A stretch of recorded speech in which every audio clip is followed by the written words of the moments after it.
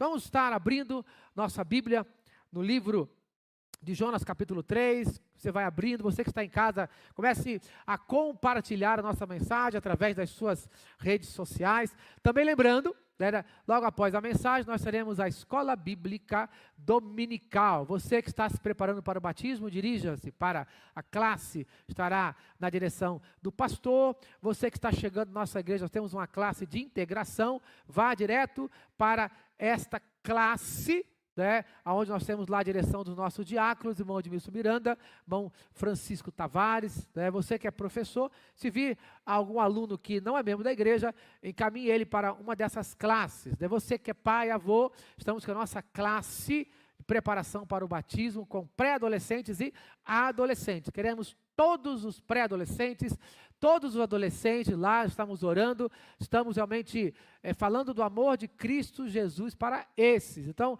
você em casa já recebeu a sua revistinha para trabalhar o relacionamento discipulador com o seu filho, com o seu neto.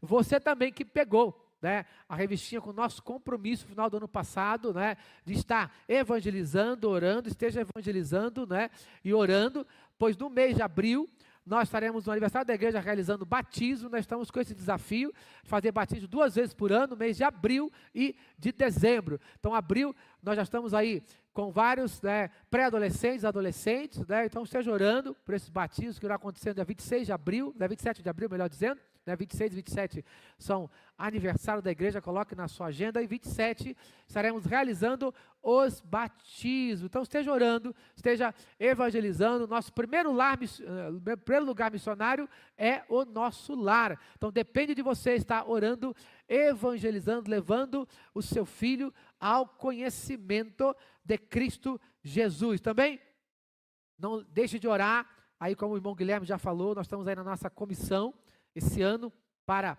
escolha do nosso ministro de música. Então esteja orando pela escolha do nosso próximo ministro de música, esteja orando pelas eleições da igreja. Esse ano nós teremos eleições da nova diretoria da igreja, então esteja orando aí, se colocando à disposição do Senhor.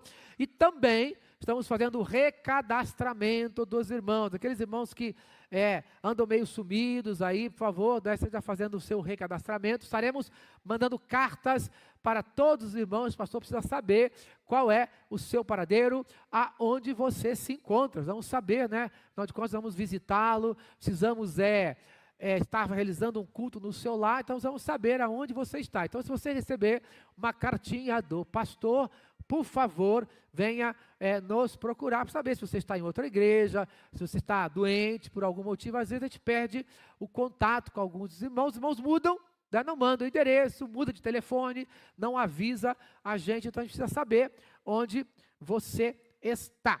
Jonas capítulo 3, nós vamos ver hoje na mensagem, estamos falando sobre anunciemos o amor gracioso de Deus. Esse é o tema da Convenção Batista Brasileira para o ano de 2025. E o tema dessa manhã é: o amor de Deus sempre nos dá uma segunda oportunidade. Capítulo 3, nós vamos ver que Jonas vai pregar. Jonas vai pregar em Nínive.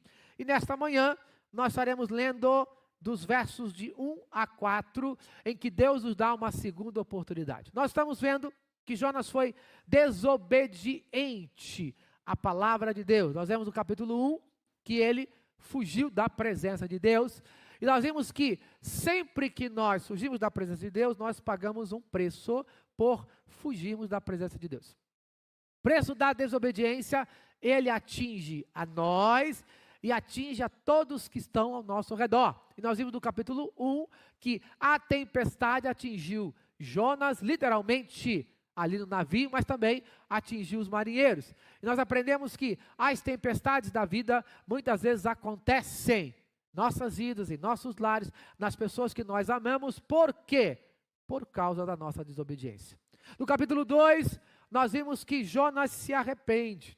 Jonas, quando está à beira da morte, dentro do ventre do grande peixe, Jonas, ele se arrepende. E agora, no capítulo 3, o Senhor dá uma nova oportunidade. Deus, Ele sempre dá uma nova oportunidade a todos nós, independente de qual seja o nosso pecado, independente de qual seja o nosso erro, Deus está sempre disposto a perdoar aquele que se arrepende, aquele que pede perdão pelos seus pecados, e todo pecado, ele está ligado à desobediência. Pecamos porque somos desobedientes a Deus. Então, Jonas capítulo 3, dos versos de 1 a 4, nos diz assim a palavra de Deus. Veio a palavra do Senhor segunda vez a Jonas, dizendo: levanta-te, vai à grande cidade de Nínive e proclama contra ela a mensagem que eu te digo. Levantou-se, pois, Jonas, e foi a Nínive, segundo a palavra do Senhor. Ora, Nínive era uma cidade muito importante diante de Deus, e de 3 dias para percorrê-la.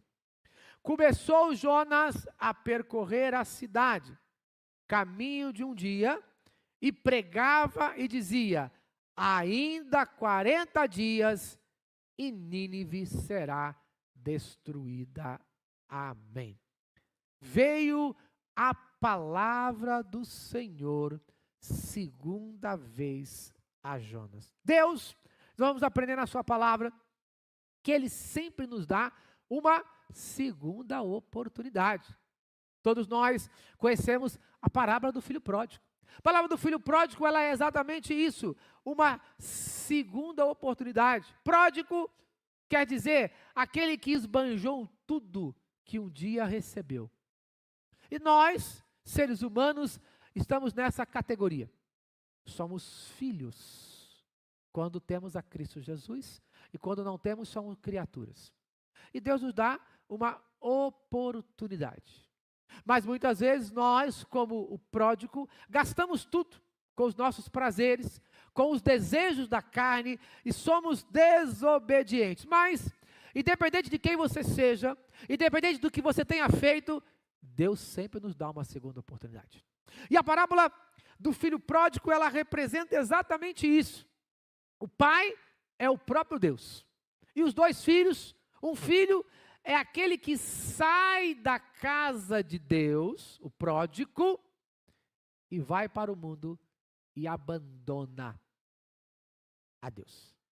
E temos o filho que ficou, mas nem sempre aquele que fica também está de forma correta. Pois nós vemos lá que muitas vezes, assim como aquele filho que ficou, nós não anunciamos o amor gracioso de Deus. Pois quando o filho pródigo ou esbanjador voltou para casa, o pai estava de braços abertos. Mas o irmão não estava disposto a perdoar. É assim que nos fala aquela parábola.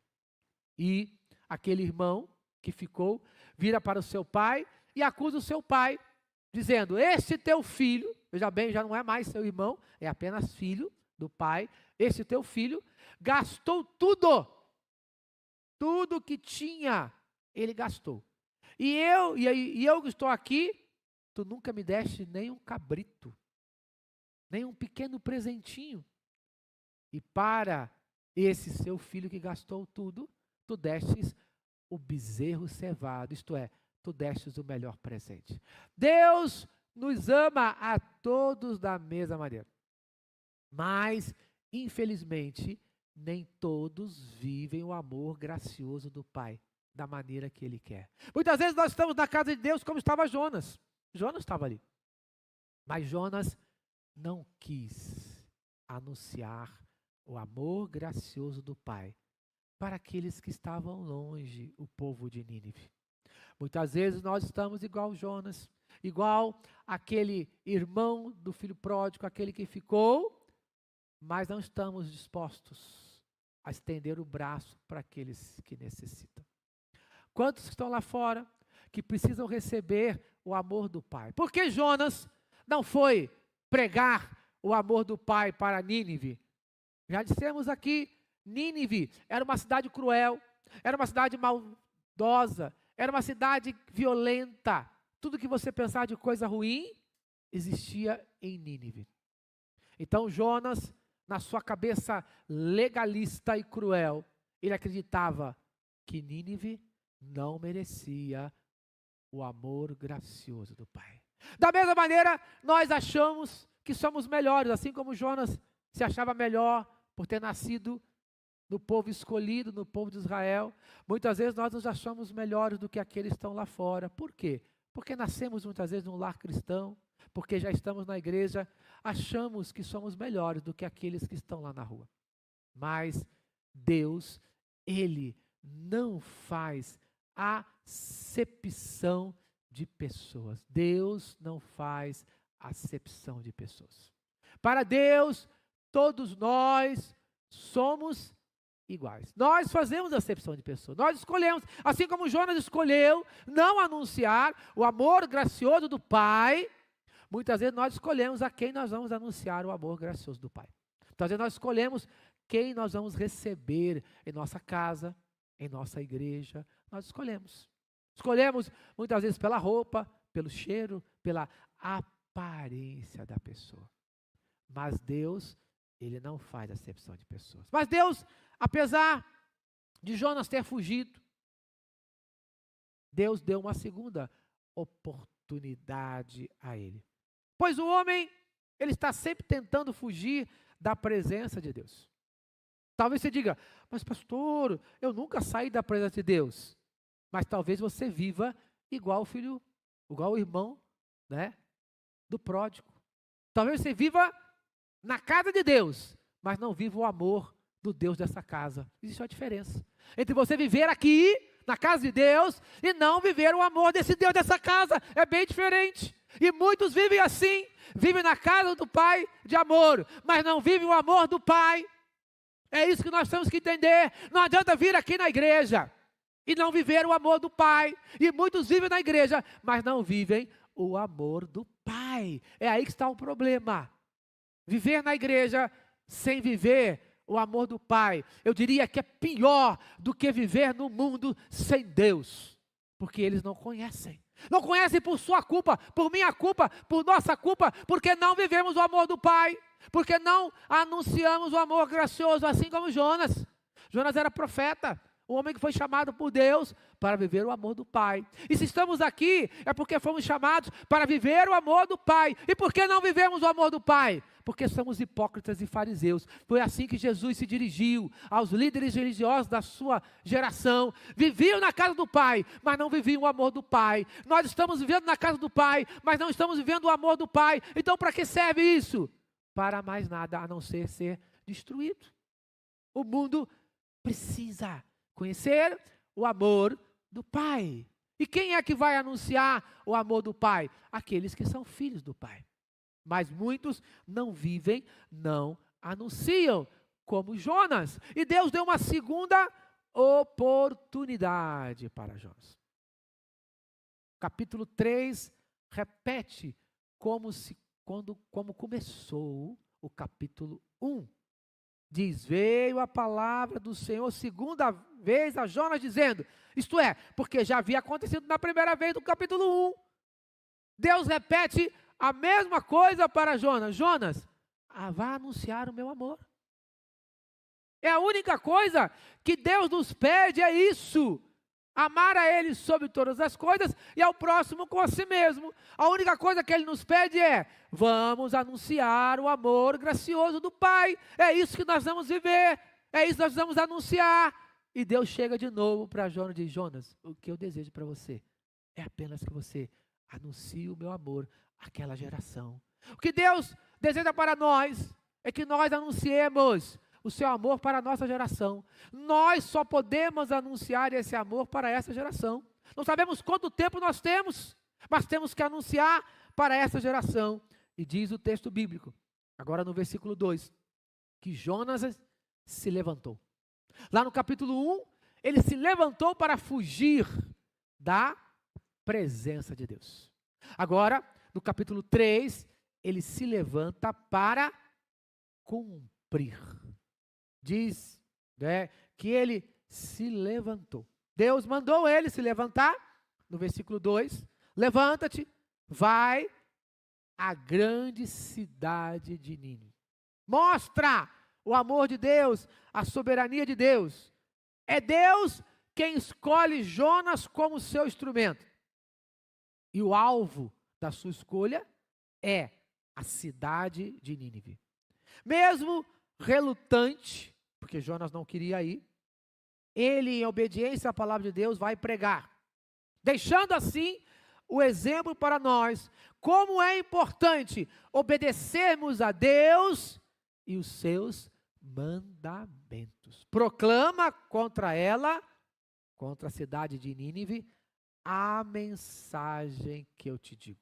Essa mensagem de Deus é de suma importância, não apenas para aquela época, mas para todos nós. É uma mensagem de juízo para aqueles que acham que Deus é só amor, mas ao mesmo tempo é a mensagem do amor gracioso de Deus, pois dá oportunidade de arrependimento. Para o cristão, esse versículo serve como um chamado para a obediência e a evangelização, em face da destruição iminente do ser humano desobediente. O ser humano está se destruindo.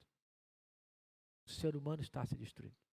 E só o amor do Pai pode transformar o ser humano. Mas nós precisamos entender quem é esse povo que diz que chama Deus de Pai. O seu Shedd, pregador do Evangelho que já faleceu, certa vez ele disse que o nosso país, a nossa nação, está vivendo de crentes do IBGE. Crentes do IBGE, né, o Instituto Brasileiro aí, Geográfico de Estatísticas, né, que faz as estatísticas, entre elas, quantos habitantes nós temos, que religião, né, nós temos, e diz lá que o IBGE faz essa pesquisa perguntando, qual é a sua religião? E uma grande maioria se diz de evangélicos. E ele diz, mas que evangélicos são esses? Ele fala, os crentes do IBGE, são nominais, que só o IBGE sabe que existe, mas ninguém conhece. Só o IBGE conhece, mas ninguém conhece. Por quê? Porque não conhece o amor do Pai. Só o IBGE sabe aí que deve existir 40 milhões de habitantes, mas mais ninguém conhece. Porque se existissem 40 milhões de habitantes que anunciam o amor do Pai, eu tenho certeza que esse país seria diferente. Uma pessoa só, Jonas, que anunciou o amor do Pai, foi capaz de transformar uma única cidade. Imagine se 40 milhões de habitantes anunciassem o amor gracioso do Pai. O mundo todo iria mudar. Mas só o IBGE conhece esses. Nem o Pai sabe quem eles são. Nem Deus sabe, Ele não conhece. O próprio Senhor, Jesus Cristo, disse que naquele dia, quando Ele voltasse, algumas pessoas iam dizer, Senhor, nós curamos em Teu nome, expulsamos demônios, fizemos milagres. E Ele vai dizer, te conheço? Te conheço? Da onde que eu te conheço? Quem é você? Eu nunca te conheci. Eu nunca vi você anunciar o meu amor. É essa geração dos crentes do IBGE, ninguém conhece, ninguém sabe, ninguém nunca viu. Então nós temos que ter essa preocupação. Será que as pessoas conhecem a você como aquele que prega o amor do Pai, que vive, ou apenas conhece você que vai numa determinada igreja sem nenhuma relevância, sem nenhuma importância, nem para eles, nem muito menos para o Pai? Porque o que importa para o Pai é que o seu amor seja vivido. É isso que importa para o Pai. Nada mais importa para o Pai. O Pai se importa que nós anunciemos o amor de Cristo Jesus. E esse amor tem que começar na igreja. O Senhor Jesus disse que nós deveríamos nos amar de tal maneira que nós seríamos conhecidos pelo nosso amor. Não pelos escândalos, pelas vergonhas que a gente vê aí, né, nas redes sociais. Não por isso, mas pelo amor do Pai. Nós temos que aprender que a mensagem de Deus é uma só, é de arrependimento, que é baseada no amor gracioso e na justiça de Deus, que se estende a todos nós. Nós temos que aprender que a mensagem é de Deus e não do profeta. A mensagem é de Deus e não desta igreja, desse pastor, de você, de uma denominação A ou B. A mensagem é de Deus. Se estamos aqui, qual é o único objetivo? De pregarmos e vivermos esta mensagem. De vivermos o amor do Pai. Esse é o objetivo. Qualquer outro objetivo está fora da vontade do Pai. A vontade do Pai é isso, que você anuncie. E aí temos que ter essa determinação de Jonas. Deus mandou que ele se levantasse, no versículo 2, e anunciasse esta palavra. Deus deu uma segunda oportunidade, e Deus sempre dá uma segunda oportunidade para todos nós. Aproveite as oportunidades que Deus nos dá. Se arrependa e viva o amor gracioso do Pai. Ele sempre dá uma nova oportunidade para nós. Sempre, porque a palavra de Deus diz que as misericórdias do Senhor se renovam a cada manhã. Por isso não somos consumidos. O que quer dizer isso? Que Deus a cada manhã, Ele dá uma nova oportunidade para mim e para você. Mas para isso você precisa viver, querer viver. Ele está te dando uma oportunidade. Toda vez que você abre os olhos, Ele está te dando uma oportunidade. E aí quando você abre os olhos, quando você levanta da cama, você que vai decidir o que você vai fazer com esta oportunidade. Como você vai viver aquele dia é com você. Você é que vai decidir. E diz o texto que ele se levantou. Demorou, mas finalmente Jonas foi obediente à palavra de Deus. Ele poderia ter evitado tantos problemas, na verdade? Poderia ter evitado tanta dor de cabeça. Para ele e para as pessoas que estavam ao seu lado. Da mesma maneira, nós podemos evitar tanta dor de cabeça, tantos problemas, tantas dificuldades, quando somos obedientes a Deus. Mas muitas vezes, assim como Jonas, preferimos passar pelas tempestades da vida, para depois aceitarmos esta oportunidade. Ele aceitou, ele foi, pela misericórdia de Deus.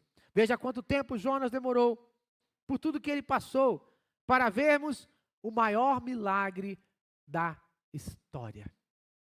Maior milagre da história.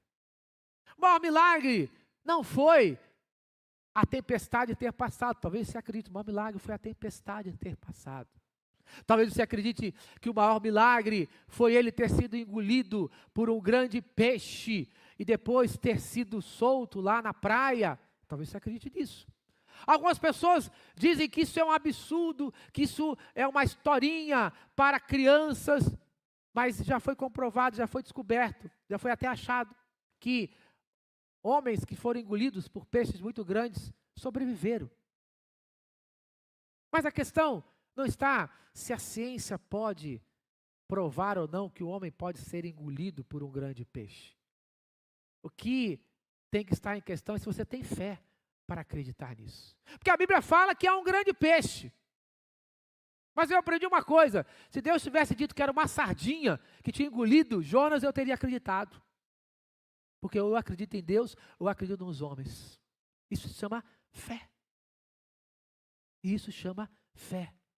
O que importa não é se foi um grande peixe, ou se foi um pequeno peixe ou uma sardinha. O que importa é que eu acredito que Deus pode fazer isso. Deus pode acalmar a tempestade, Ele acalmou a tempestade. Deus pode fazer um grande peixe, engolir um homem e depois soltá-lo? Pode.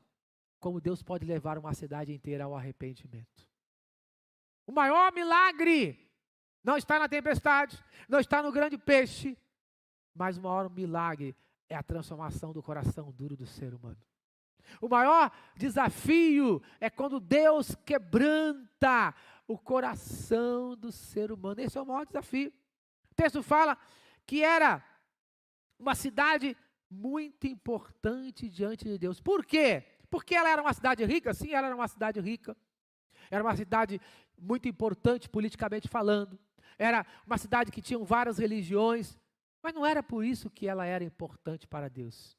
Isso poderia ser a importância para os homens. Mas era importante para Deus porque ali tinha vidas. E para Deus não importa o tamanho da cidade. Para Deus importa aonde tem gente.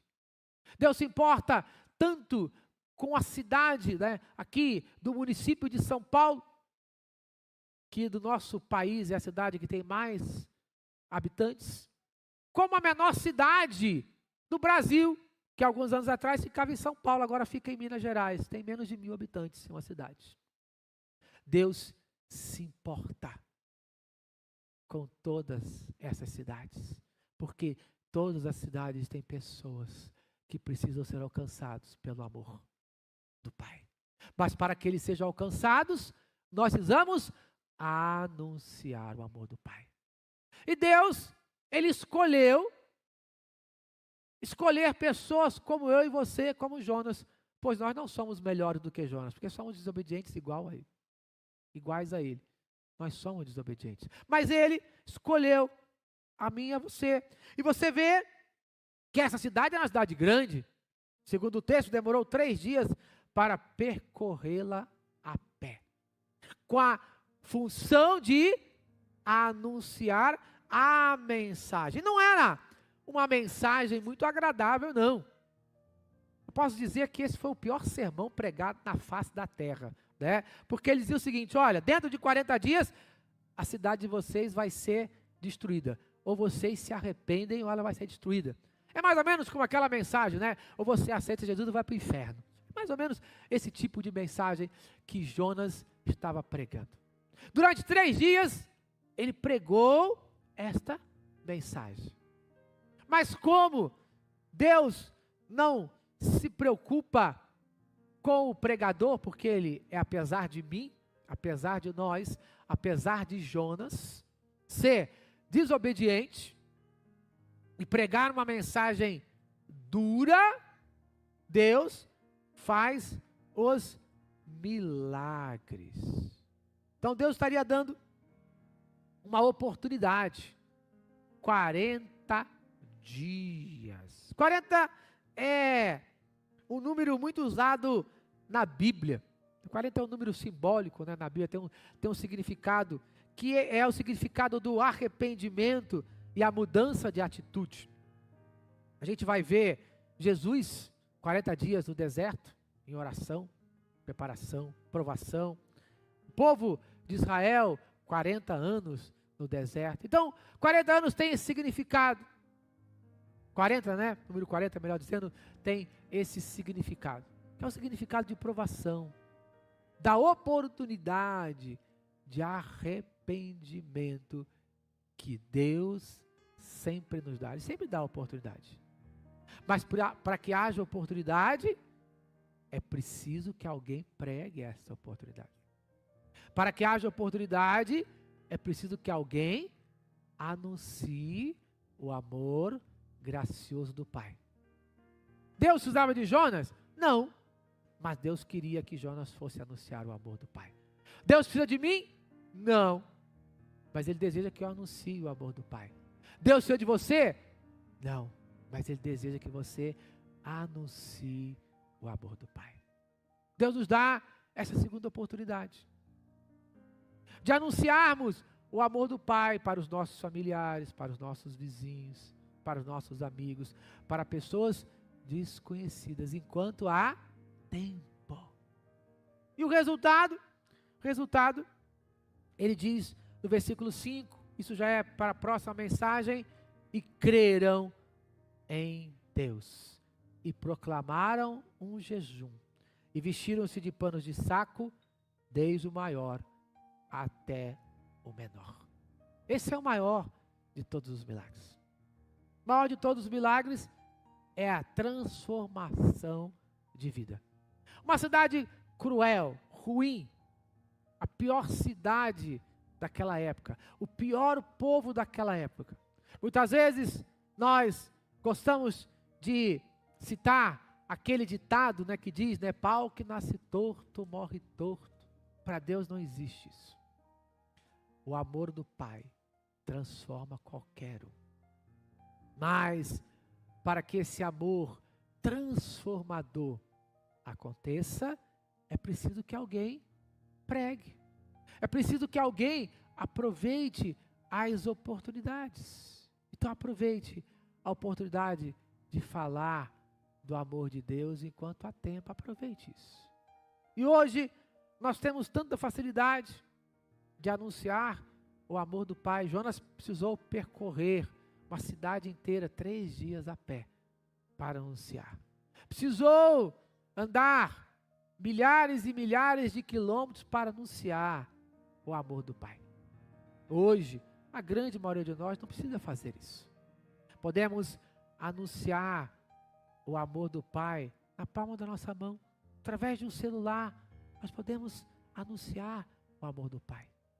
Então pare e pense nas oportunidades que Deus está dando para você anunciar o amor gracioso do Pai. Não perca esta oportunidade. Curva a sua cabeça agora, nesse momento. Feche os seus olhos. Nós vamos orar, encerrando essa primeira parte do nosso culto. Pedindo para que Deus nos dê novas oportunidades de anunciarmos o amor gracioso do Pai. Essas oportunidades se renovam a cada manhã. Todos os dias elas se renovam.